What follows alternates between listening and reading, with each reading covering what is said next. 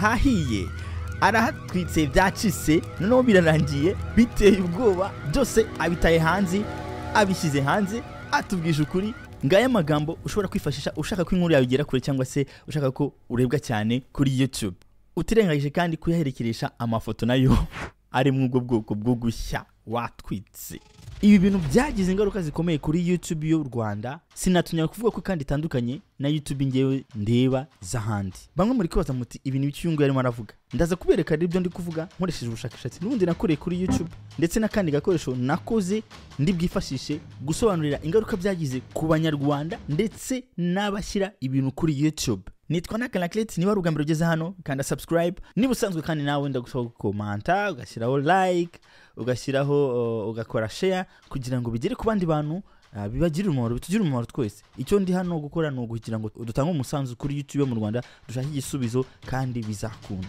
Hanyuma rero ndabashimiye cyane kandi abantu mukomeze gukora subscribe abantu mukomeze gukora share narabibonye ko musharinga and turi hano kubaka guys nifuza ko dufatanya gukora YouTube nziza kubera ko bimaze kugenda kure abanyarwanda basigaye barakoze indi niche ya YouTube ariyo mpamvu nakoze iyi video. Mvuga ku bintu bijyanye na technology n'ikoranabuhanga uburyo ushobora kubibyaza umusaruro n'uburyo ushobora kwirinda ngo ritagushyira mu bibazo.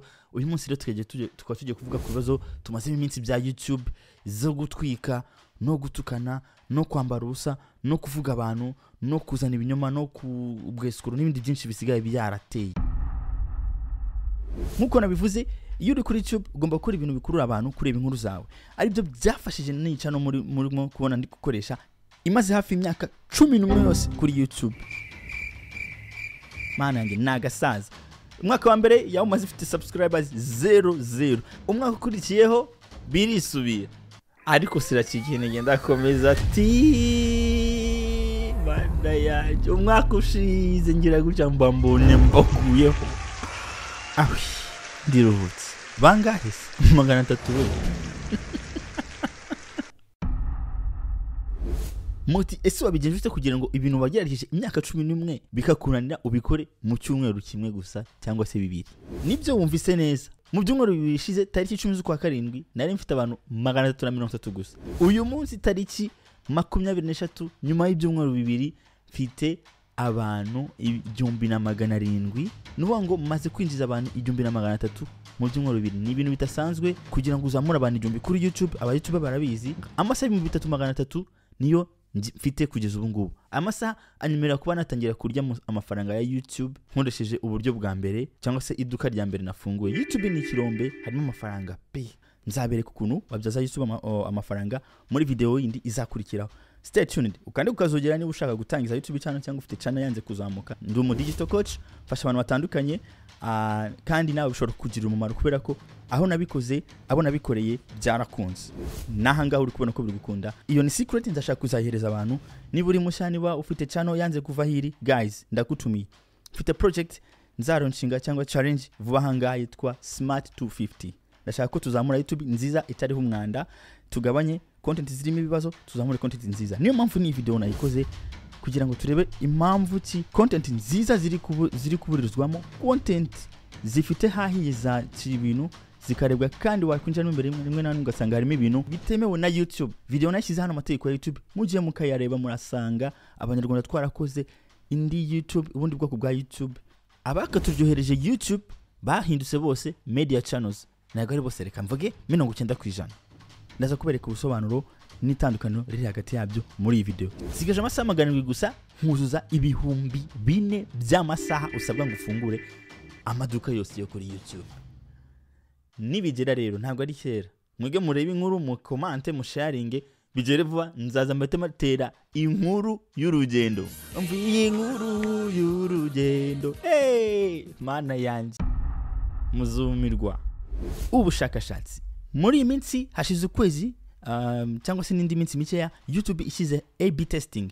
Ni igikoresho yahaye abantu bakoresha YouTube bashyiraho ibintu cyangwa se aba content creators kugira ngo bajye bareba niba bashobora gukoresha amafoto atandukanye ku nkuru yabo cyangwa se kuri video yabo. Nashatse kwibyaza umusaruro kubera yuko nabonye result zavuye mu ifoto imwe yatumye icano izamuka aribyo nshaka kuzirigisha abantu. Maze imyaka igera kuri 2 narinje muri YouTube mwimbere mfasha abantu zabivuga mu nkuru, ariko iyo myaka 2 maze abantu mfasha ibi nakoze kuri channel yanjye kugira ngo izamuke, nabikoze no kuri channel zitandukanye z'abantu nkocinga kandi byarakunze, which means it is possible. Abantu baramaze imyaka video imwe yazamuye channel baba monetized, mfite ubuhamya nzabubahereza nibanyemerera.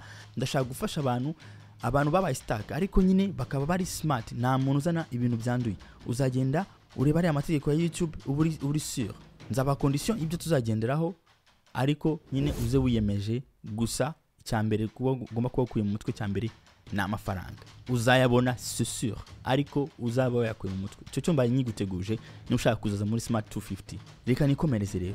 Nakoze test, mfata amafoto 3. Ifoto ya mbere iriho umugabo arimo kwaka yicaye kuri computer ariko ntibigaragara neza, kiraho amagambo yego akurura kubera ko nzabasobanurira ibintu gendera gukora thumbnail. Hanyuma izindi foto nzishyiraho mu by'ukuri ibintu bivuga neza inkuru iri muri video.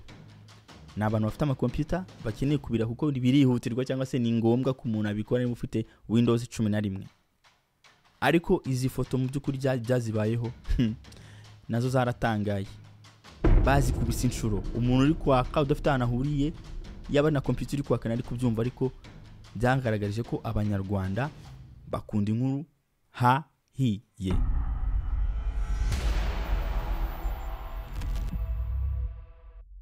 Ibi rero bifite izengaruka kuri community y'abanyarwanda cyangwa se kuri YouTube yo mu Rwanda ikoreshwa n'abanyarwanda mu yandi magambo.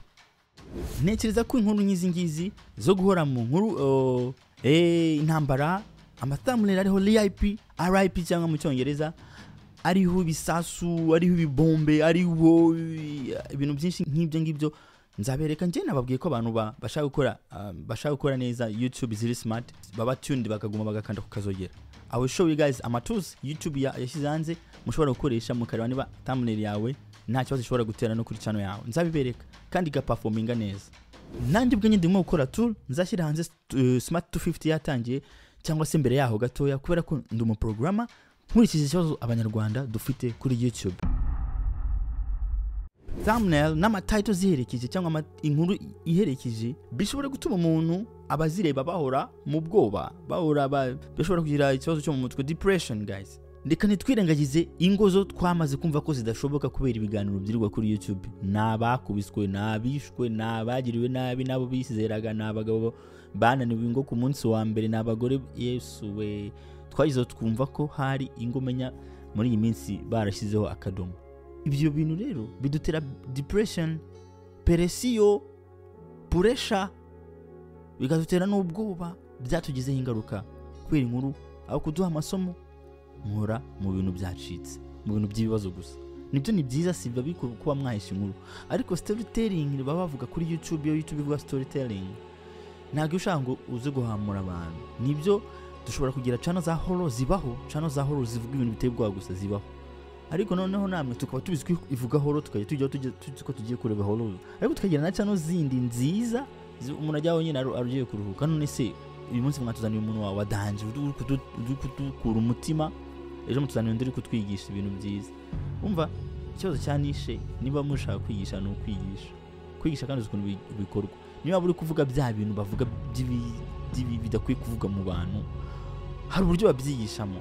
Hari amacano menshi abivuga ariko yiyubashye, umva umuntu yabitsinze ku buryo udashobora kuba wicaranye n'umwana ngo ugire isoni. Umubyeyi asigaye yirwa atinya aguhereza umwana telefone ngo ajye kuri YouTube. Umuntu asigaye atinya gufungura YouTube yicaranye n'umuntu muri salo kubera iki? Content creators. Bamwe ngiyewe ahubwo sinzi ndaza gusobanura impamvu content creator uwo ari we no n'aba media channels, kubera ko abenshi bari muri media channel nk'uko nabivuze. Ibi ngibi nibyo ngiyewe ntekereza, ni igitekerezo cyanjye nkanjye kubakora inkuru rero creators, ariko sinzi niba ndabubita creators, mumbabarire ndaza kubisobanura. Byatumye havuka abantu benshi bahita bazamuka batagiye kumenya amategeko ya YouTube, bakaza bazana inkuru zahahiye, bakazana abantu bambaye ubusa, bakazana abantu basinze kubera ko babonye ko ari byo public cyangwa se audience cyangwa se abanyarwanda bakunda. Ibyo byatumye rero akavuyo kaba kenshi, ama content apfuye aba menshi, YouTube irandura koko. muri Amerika bira ntiwapfa kubikorana kandi u Rwanda si igihugu kiyenga cyihariye kuri YouTube ugomba gukurikiza amategeko ya YouTube nashyize hano mugende muyasome guys narebabwiye nukuvuga ngo abanyarwanda bafite YouTube yabo ikoresha amategeko yabo akaba ariyo mpamvu mvuga ko badukupiye kwishyurwa mu Rwanda kubera ko amategeko twarayamaze pe ko mbivuga niko mbibona niko mbifata mwabantu mwe ntihagire untera amabuye sibyo kandi fuko tuvuga ibintu kugira ngo niba ari ikibazo wenda gikemuke nje ndi hano kugira ngo abandi bantu bifuza kwitangirira bameze nk'ako nari meze nanjye baze dufatanye muri challenge ndabafasha iyi YouTube channel nayifunguriye kwigisha ibi byose nzajya mbereka byose nzabifungura nayiteganyirije kwigisha nzajya mfungura mbereke uko izamuka nawe nzaba ndi kumwe nabo bose nzajya ngerageza gusharinga result mbereke uburyo ushobora gukora inkuru udatwitse ibintu bya hatari ngo umare ibintu kandi ikaba yagufasha kuko nababwiye mfasha abantu coaching gukora management ya YouTube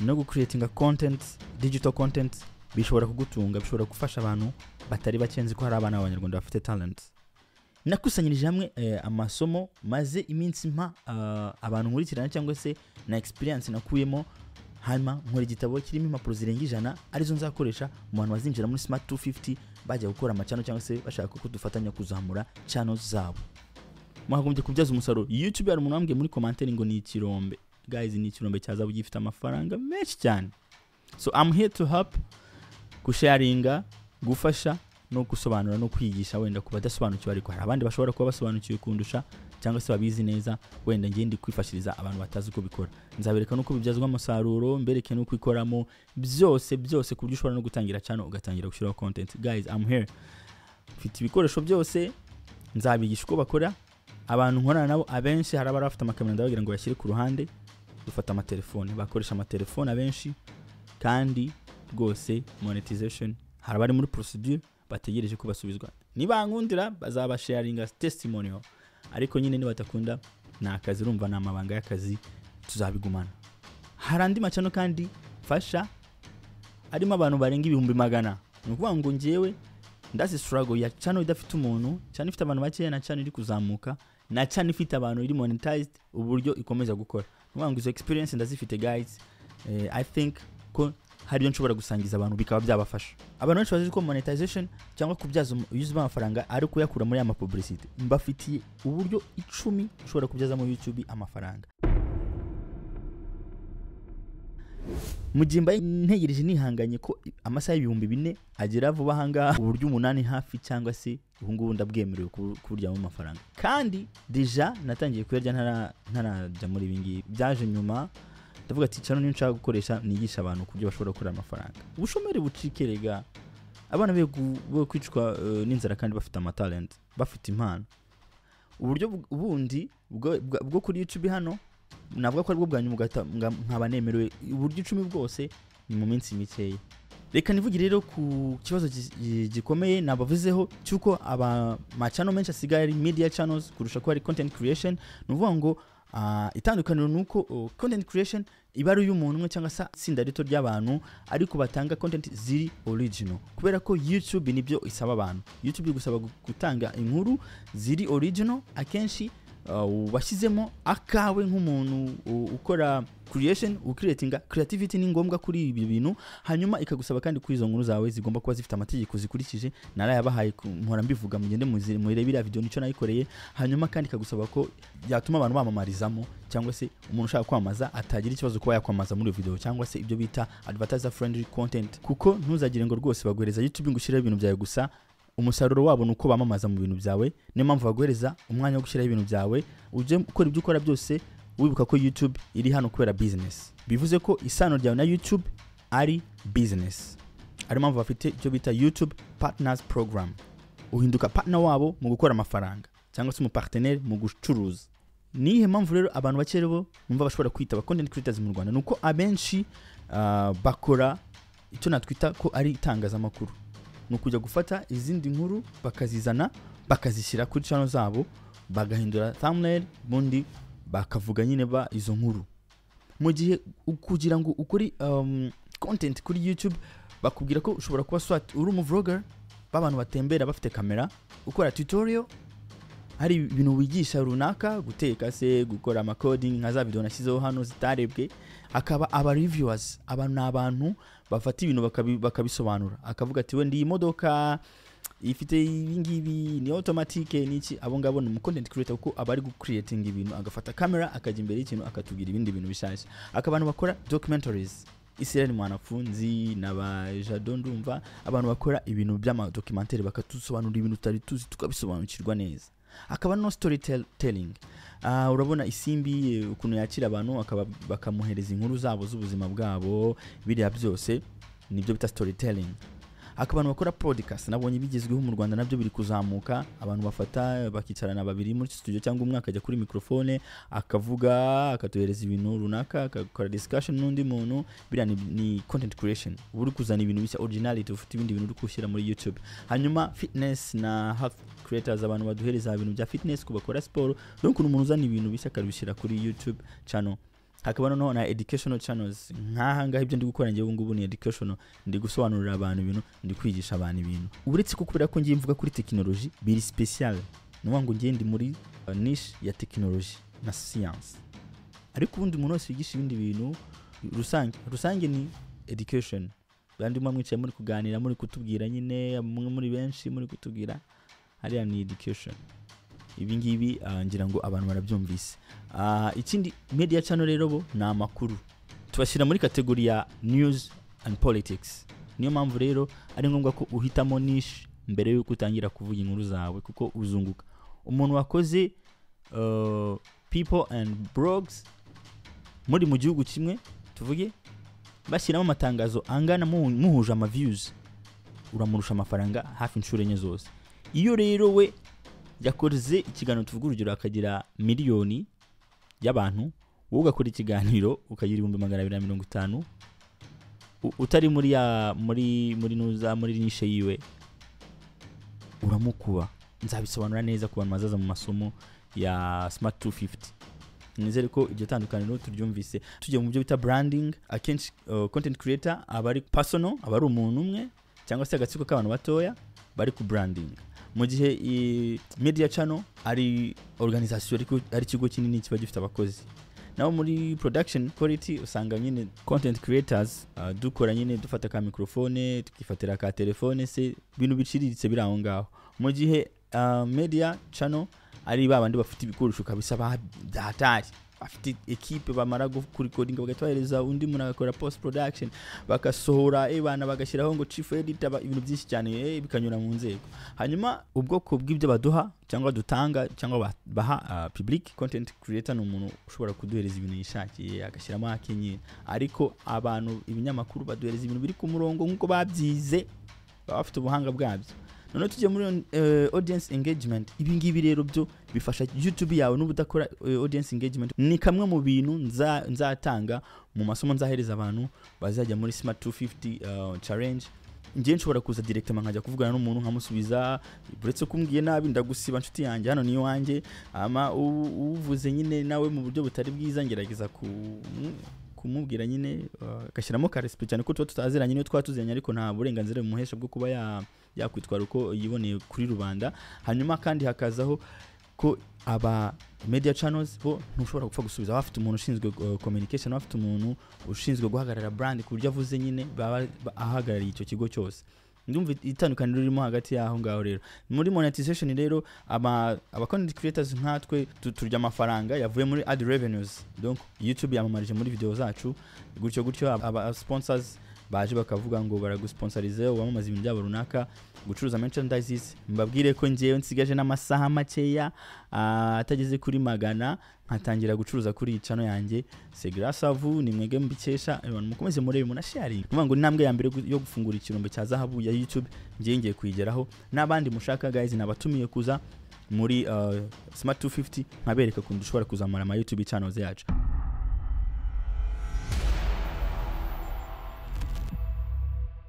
Ndumva mbahaye usobanuro. Intego yanjye no kugira ngo nsobanurire abantu ibintu uko bimeze. Video ikurikiyeho gusohoka ni monetization, uburyo byaza umusaruro YouTube. Nzavuga ibintu 10, uburyo 10 ushobora kugezamo umusaruro YouTube. nitwa Nakanaclet hano basobanura ibijyanye n'ikoranabuhanga uburyo ribyaza umusaruro n'uburyo wenda ngutsa gushyira mu gihombo. Nizere ko video yagiriye umumaro. Mugabo ushobora kwisharinga, comment zawe ziri hawe ikaze muri bwa buryo bwiza bwo kubahana. Hanyuma ibyo dukosora nabyo turabyemera. Ibitekerezo byanyu ni ingenzi vraiment. Abantu bambwira kurashira ndabashimiye cyane. Muramiraza imbaraga kubera ko birangora gukora video za YouTube kubera umwanya bisaba kurara muri studio akenshi umwanya mutoya, ariko I'm happy ko bitanga result zifatika zigaragara mbona n'amaso. God bless you all. Bye.